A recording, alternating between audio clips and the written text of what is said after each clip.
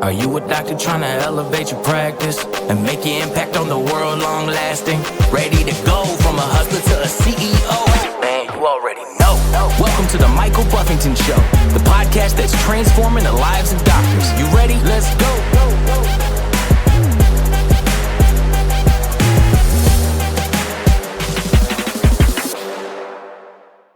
Hey, I'm Michael Buffington, and welcome back to the Michael Buffington Show. Today, I want to jump into something that I could easily name this podcast a couple things, but what I want to get into with you is really 6 successful thinking secrets, if you will. I could also name this something that I say all the time, and that is that your skill set will never outperform your mindset. So I'm going to leave it up to the team to decide how they name this podcast, all right, and we'll roll with it, because I don't want to get lost in that. I don't want to get kind of, quote, lost in the sauce. I want to actually deliver on something that's been so critical for me, and quite honestly, it's an area in which I can struggle no differently than anyone else, in the reality that I cannot get beyond my thinking.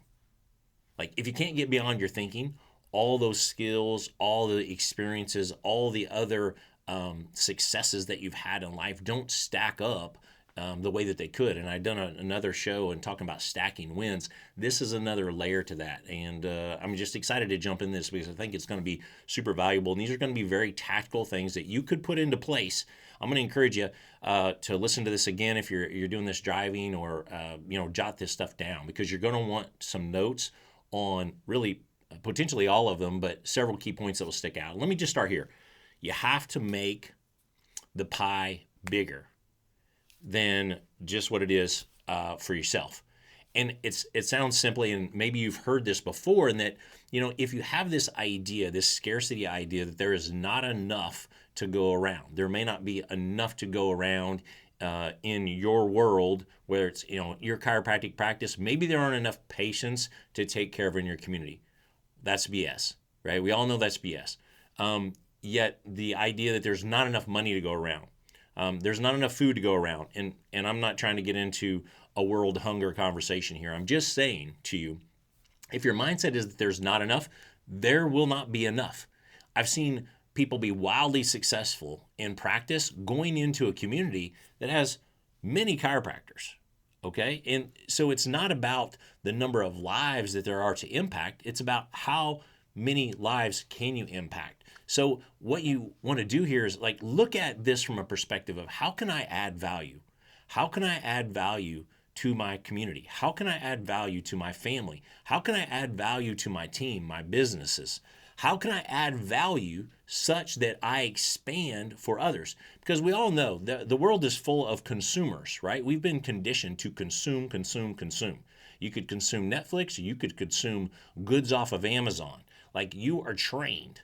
And our kids, trust me, my kids are probably trained. We try to train a little bit of that out of them, but society is constantly, at least in America, you're trained to consume. More food, supersize it. More.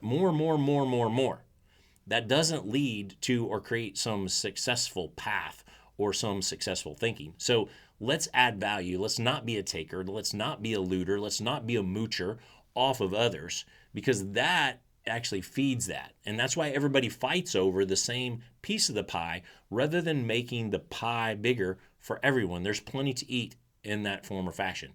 It's one of those deals where, have you ever heard this? I didn't even know this for years, but when a pie was made, they would always put the fruit around the outside of the pie, or around the crust.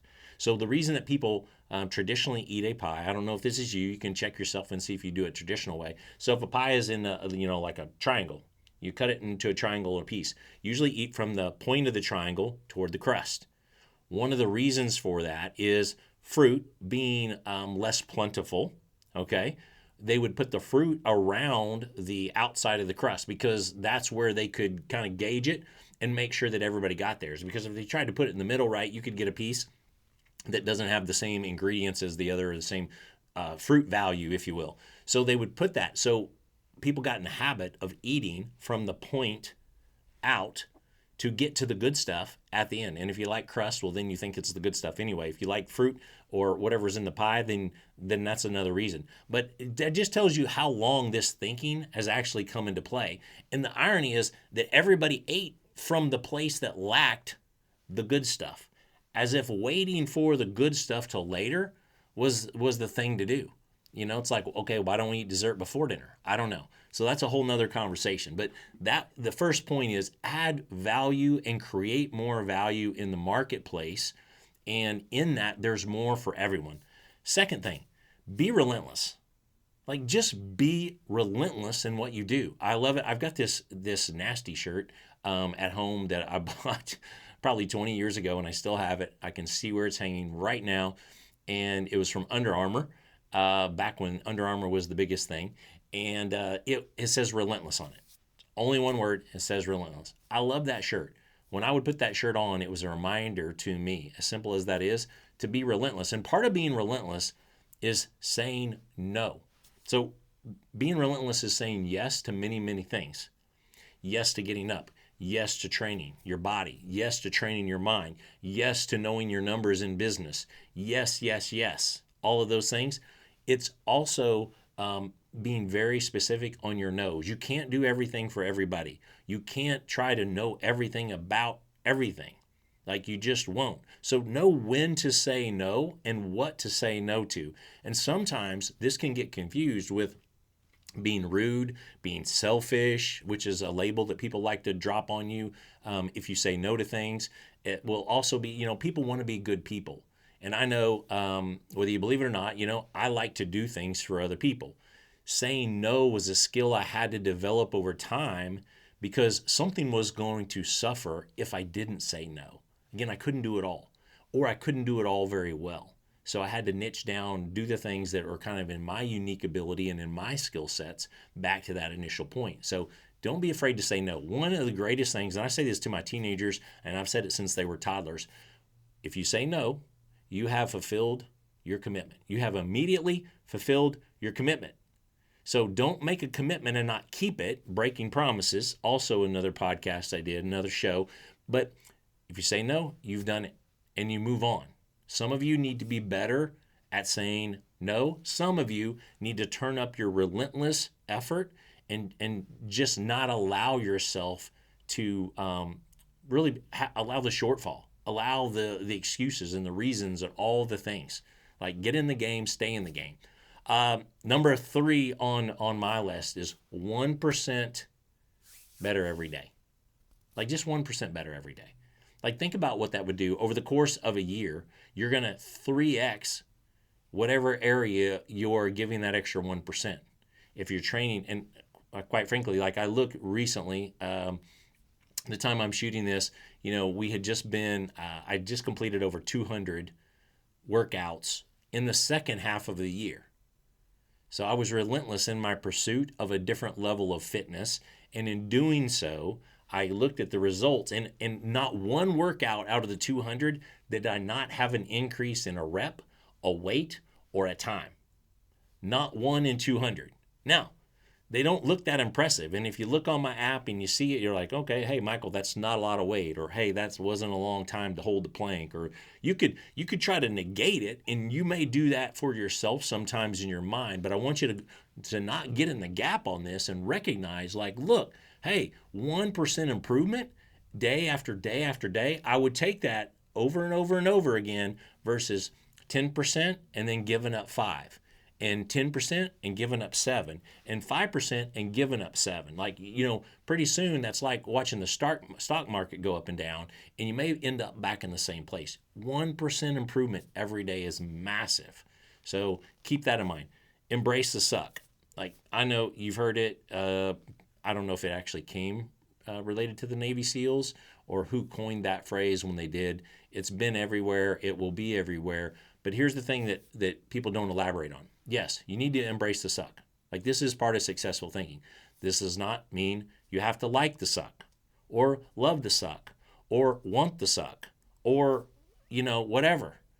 It doesn't mean that. It means embrace it. It's going to happen. It's going to come. You've got circumstances in life that you can not control. That's a fact. How you approach it, and you may as well embrace it. If it hurts, it hurts.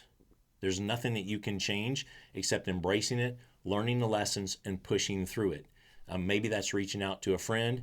Maybe that's leveling up your training. Whatever that could be for you in business, it's hiring a consultant, hiring a coach, knowing your numbers, embracing the suck that you have not, sometimes the things that you have not done. You got to get in it. You got to get in the middle of it, and you may as well embrace it, or it won't change. So, and you can learn so much from that. I've said this many, many times, and it's always true. It's true for me. I didn't learn when things were going well. Like I don't remember one time in my life that I ever learned anything besides algebra when things were going well. No, I learned the biggest lessons that had the biggest payoff, the biggest return on investment when it sucked. It hurt. I didn't like it. I didn't want it. I didn't ask for it. But guess what? I got it, and I may as well embrace it. And sometimes I got it. Let's be real. Sometimes it does just happen, and there's circumstances. Sometimes it happened because of decisions I made. I made a decision that led to it, and I have to own that. And I'll get to that because that's part of successful thinking and really allowing your mindset to level up in a way that your skill set can come about. Nobody owes me anything. And let me be clear, nobody owes you anything. And if you think somebody owes you anything, this show is not for you. I'm not for you. Anybody affiliated with me that's even close around me is not for you. Doesn't mean I don't care about you, and it doesn't mean I don't wish you well. But you're wasting your time here. You really are, because nobody owes you anything. They just don't. They don't owe you a successful business. They don't owe you a successful marriage. They don't owe you a healthy body. Like, none of that is owed. It is earned. And it takes dedicated effort and the mindset to go with it that leads to and supports that effort to make it happen. So get that out of your head, because it really takes me on to the next piece and the sixth, and that's it's up to me. It's got to be up to me. Like, there's a level of personal accountability that you must have a mindset that in some senses, it's your fault. It's my fault. It's my fault that occurred. It's my fault I allowed it to happen. It's my fault I didn't say no. It's my fault I said yes. It's my fault I didn't know my numbers. It's my fault I wasn't out in my community talking about what I do and spreading the message. It's my fault that I didn't pay attention and give that person the best care. It's my fault if I didn't train my team and raise their level of standard. It's my fault if I didn't take my wife out on a date. It's my fault if I didn't connect with my kids. It's my fault. My bank accounts, my fault if I don't like them. So I hope I drove that home. And I'm not saying that'll feel good to you, but I don't care as much about it feeling good to you as I do it causing you to shift. Because if you can take some personal accountability in your life, you can massively transform your entire life and business in a short period of time. Like, the current reality of that. Now, and here's what I know. Most of you have a high level of personal accountability. We wouldn't be on here together if you didn't, okay? I don't believe that. You wouldn't be out seeking information that my hope and prayer is that you always can translate into action. You wouldn't be doing that if you didn't believe in personal accountability. I had a chapter in my book that I wrote a few years ago, and it was 100% responsible. Do you know how hard that was for me to actually not only write that, but live in that, going, I'm 100% responsible for my 2.5-year failed marriage when I was in my 20s. I'm 100% responsible. I'm 100% responsible for some of the circumstances that my oldest son had to endure. 100% responsible. I'm 100% responsible for the investment mistakes I've made where I lost six figures. Okay, I'm 100% responsible for the success that I had that generated more than 8 figures. Like, so personal responsibility is not a negative. It's not always the downer. It's not the losses. Personal responsibility works on both sides of the coin. So guess what? You can level up your game, your thinking with that personal accountability, and you can own your success. You can own who you are. You can own what you've achieved as an achiever. And also, most importantly, and what I hope for you is in that process, just like for me, that fulfillment comes with it. because self-esteem is generated when you are personally accountable for what you do, how you do it, how you show up, do you show up, but it's even more than showing up. Because ultimately, you have to add value. And just to recap, you have to add value. I want you to be relentless, and I think it's required. Sometimes you just got to say no, but when you say yes, you got to be all in. Getting 1% better each and every day. What would that do for you? What would that do for your life? What would that do for your business? Are you hanging out with the right people that actually bring that out for you? Are they okay telling you that, you know what, haven't you done enough? Isn't this good enough? Shouldn't you just kind of relax now? Shouldn't you just chill out? Like, how's that going to work? Embrace the suck, okay? And if you're not doing big things, you don't need to embrace the suck. But guess what? It's probably going to suck at some point anyway, because it just will, and that's life. And I'm so grateful for it because of the lessons that I learned and the things that move me forward from there that I believe, full circle, create more value in the world. I say that all the time. I want to create more value in the world, and I hope you do too, and I think we can together. We can definitely create more value than the people that take all the value out. Nobody owes me anything. They don't owe you. They don't know any of us. But what a powerful position that is, because it layers in to the last one, and that's personal accountability. Like personal accountability, personal responsibility for where you are. As long as you have that, you have a shot. You truly do. And I believe over and over that that is what changes the game. So you put these things in place with some tactical tools and a personal operating system that keeps you in these bumpers, keeps you tight in running with these rules and others, you're going to do much, much more in all areas. And I think you're going to feel, not only it's going to be factual, but you're going to feel that internally. And that's my wish. And that's exactly why it requires you to learn every day, to learn daily. It requires you to live fully, full out, like let's go.